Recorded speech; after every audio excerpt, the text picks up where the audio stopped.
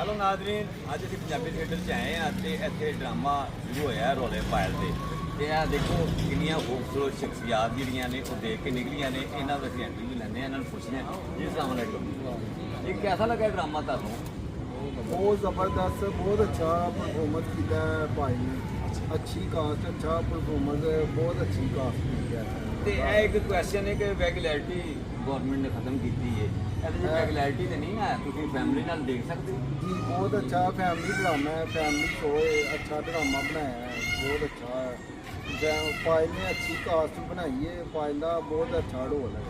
Family ਦੇ ਨਾਲ ਵੀ ਦੇਖ ਸਕਦੇ ਤੇ ਅੱਛਾ, ਤੁਸੀਂ ਕੀ ਆਡੀਅנס ਨੂੰ ਪੈਗਾਮ ਦੇਣਾ ਚਾਹੋਗੇ ਕਿ ਜਨਾਬ ਦੇਖਣਾ ਚਾਹੀਦਾ ਹੈ ਕਿ ਜਾਂ ਨਾ ਹੋ? देखन आओ, फैमिली के नाल आओ, कोई एडा इशू नहीं है कि कोई गल्लां नहीं मोहलियां नहीं कि अच्छा ड्रामा बनाया है, अच्छा फैमिली रोल की है।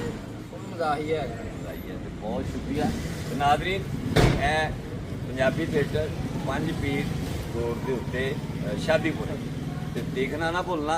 ਆਪ ਵੀ ਆਓ, ਆਪਣੀ ਫੈਮਿਲੀ ਨੂੰ ਲੈ ਕੇ ਆਓ। ਪੰਜਾਬੀ ਥੀਏਟਰ ਦੇ ਵਿੱਚ ਆਓ, ਰੌਲੇ ਪਾਇਲ ਦੇ ਤੇ ਨਾਲ ਹੀ ਦੇਖਦੇ ਰਹੋ ਇੱਕ